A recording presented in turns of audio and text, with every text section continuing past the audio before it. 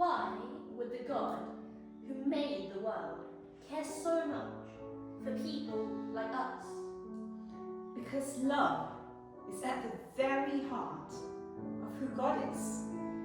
The Bible tells us that God's love is faithful, patient, and kind. It is a love that draws near, that comforts the weary, that lifts the brokenhearted, and transforms those who receive it. God's love sounds like the most wonderful thing we could ever know. It is, and that is something Elder's Salut d'amour captures beautifully.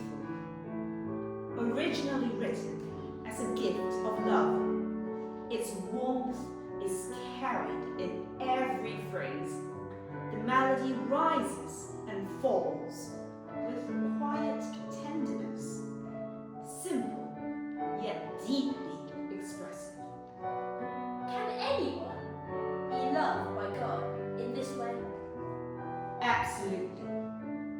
The heart of the gospel is a loving invitation. God draws near